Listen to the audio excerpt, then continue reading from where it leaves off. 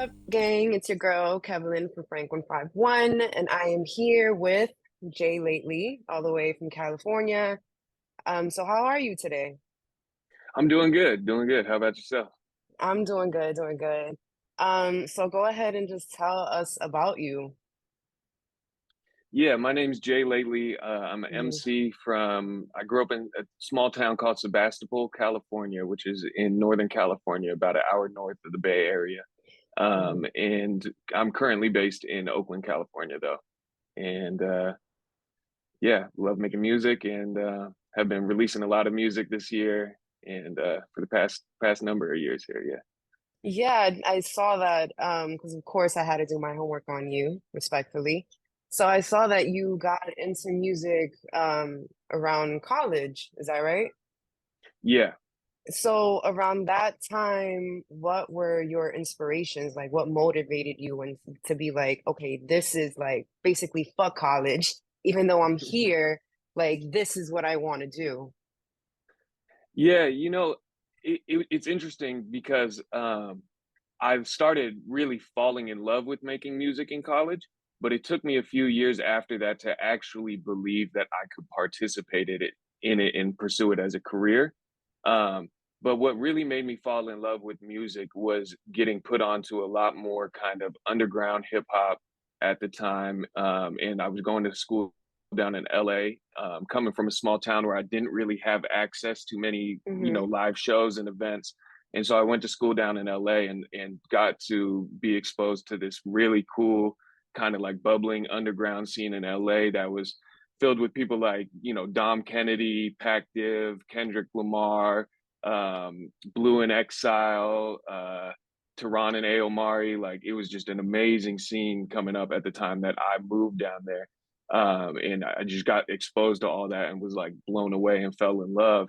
And then, I continued, I graduated from college. I went on to actually pursue a career in teaching. Hmm. And so I was teaching high school in Oakland for about 5 years. And it was during that time that my music started to gain some traction. And I was like, oh, wow, like, I never believed I'd actually be able to pursue this as a career, but maybe I Hmm. can because I'm getting this feedback from people. Well, that's pretty cool. Like, I assume like you said you were teaching high school, is that right? So Yeah. high school. So I picture some of your students probably being like, "Oh, that's cool, yo, my teacher's like he's a rapper now. Like that's so fire." So Yeah. that's yeah, it's a dope story. It was tight. There were definitely some parents who weren't as happy about it, but the kids were into Yeah, it. the kids will always be into it. That's so fire. But so you said Dom Kennedy, Kendrick Lamar were inspo. Is there anybody on the East Coast that inspired you or probably moved you? Yeah, I mean, one of the first groups that I really fell in love with was De La Soul. Like Mm, I kind of started listening to music on the radio a lot more mainstream type stuff, and then dug back. And De La Soul was like a huge inspiration for me, just in the way that they were so themselves, and hmm. that they were able to, talk about partying, talk about getting girls, talk about, all the same things that I liked already listening to, but in a way Hmm. that really represented themselves and was done in kind of maybe like a less aggressive fashion than I had been used to hearing, and Hmm. resonated with me and who I was a lot more. That's cool. So you went ahead and released a track called Shouldn't Do last week. So go ahead and tell us about that. How did that project come together? Yeah, that track is a collaboration with a group out of San Francisco named Lot 49 that is not necessarily hip hop. They're more kind of, I think you'd classify them in the like pop, Cali reggae, American reggae space. Um, but it's a group that I've done a show with in the past. I've been a fan of their music. So I hit up their lead singer Ryan, and I sent him this track that my producer West Coast Trey had produced for me, but it was really bare bones track. And I sent it to him, and I was like, "Yo, I think we should do something over this. Like, can you guys start adding some stuff to it?" So he laid down a hook to it and had some of their guys, add some instrumentation to it. Then we went and got another bass player named Justin Kastner to come in and add some bass to that. And then I wrote my verses, and it just kind of all came together piece by piece. And it's just a really kind of fun, feel good track that, it's not like amped up, but it's a little higher energy Hmm. and kind of something that you can listen to and party to, or cruise around in the car or smoke to, or whatever. Yeah, speaking of that, I was just thinking, I was because thinking to myself, like, your music is so chill. It's literally like road trip kind of like kind of like them road trips when you like, fuck it, we're gonna hotbox the car real quick. Like, yeah, that's the kind of like chill music that you put. So I can imagine the energy in the studio. Do you usually when you're making music, is it usually a whole bunch of people in the studio kind of like giving you inspo, or do you just need to be by yourself and just focus and just get tunnel vision? It can vary depending on what I'm working on, but the majority of my stuff I'm writing by myself in the studio. That's always been one of the things that I loved about making music, is it's something that I could do by myself. Like, I'm a little bit Hmm. of an introvert. I love being able to be creative and feel productive and involved in something without having to necessarily be interacting with hella other people at the same time. Hmm. And that's one of the things that made me fall in love with making music, is that I could spend 3 hours alone on a Friday night and have the time of my life. And so, yeah, that's kind of how most of my music is made, although a lot of times it ends up, in collaborative environments or whatever too. Yeah. So, speaking of collaborations, now that AI seems to be in every fucking pocket, and even designers, you can now design AI, you can write proposals, like literally legal style documents through AI. How do you feel about AI and music and all these songs that are coming up out of nowhere that aren't really made by people, by like the real voices? It's just AI generated.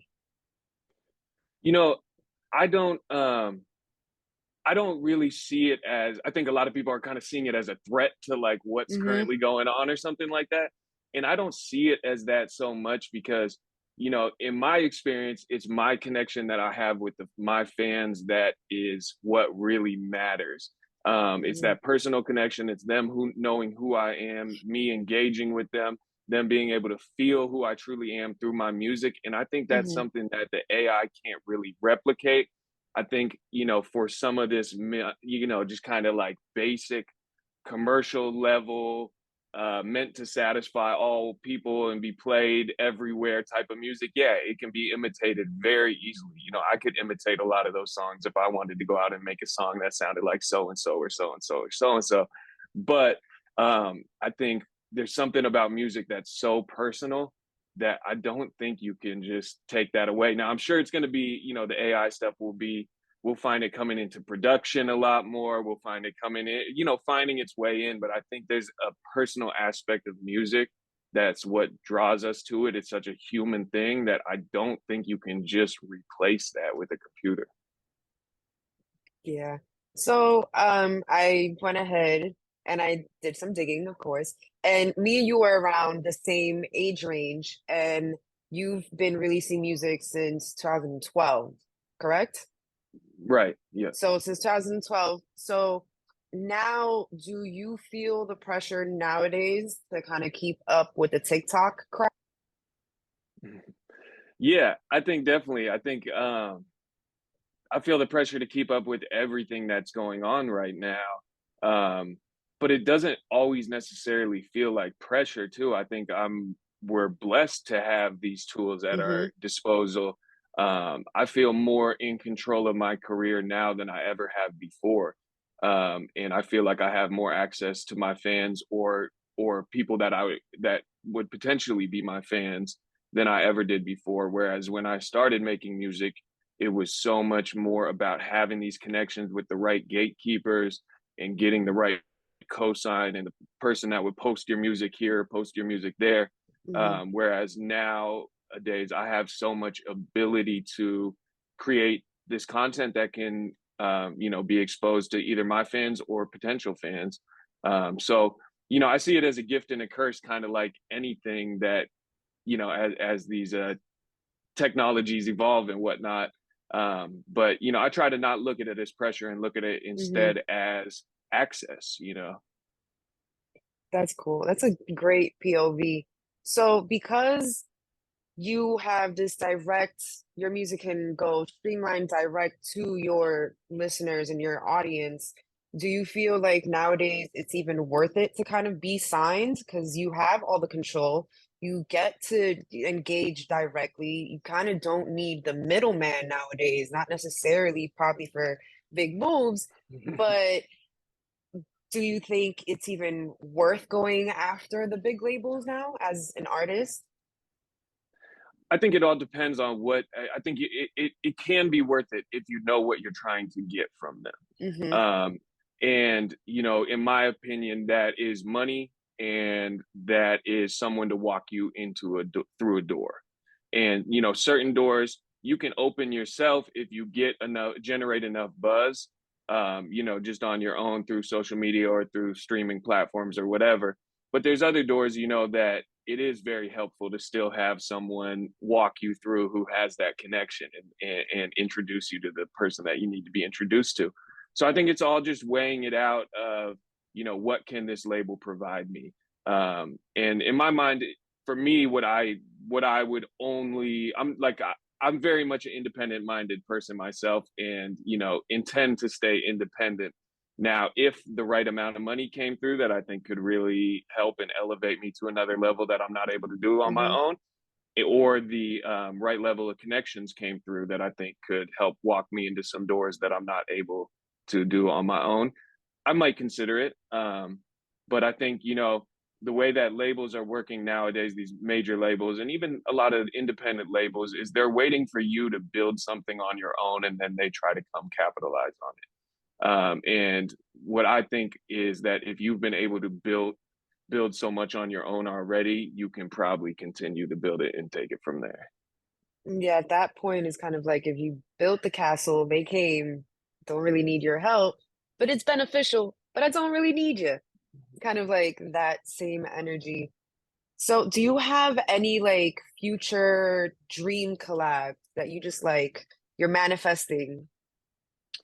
Yeah, one that is like kind of in my near future that I would really like to do is Devin Hmm. the Dude. I would love Mm. to do a song with Devin the Dude. He's always been someone that, kind of in the same way as De La Soul, like I really resonated with his perspective on life, and he's able to talk about a lot of the same things that other people are able to talk about, but in a way that's so personal to himself, and that I resonate with a lot. Like, he's always been one of my heroes. So yeah, definitely him. I think that's the first one that comes to mind. Okay, and then you mentioned earlier that you have a lot of music dropping out this year. How many can we get like a plan, like a new album, new single? How many new singles this year? How many albums? What can your fans expect and future potential fans expect? For sure, yeah. I'm planning on dropping a single every single month this year, and we might continue that for who knows how many years to come. But I dropped a full length album last year called Breakfast, and since that's came out, I've just been dropping singles since December, and I'm just having a lot of fun doing it that way. I think it allows me to shine the light on every single song a lot more, as opposed to Mm, when I put out an album. Right now, the songs I release as singles have that opportunity to spread to new fans, whereas those songs that are just like the album cuts are only really received by my current fans. And so I'm finding that, to be able to give each single its own chance to shine has been really cool. And it's drawing in people from all different, areas and groups, depending on which song it is that I'm releasing. So that's my plan for the rest of the year, is to keep dropping singles every single month. And then we'll see after that.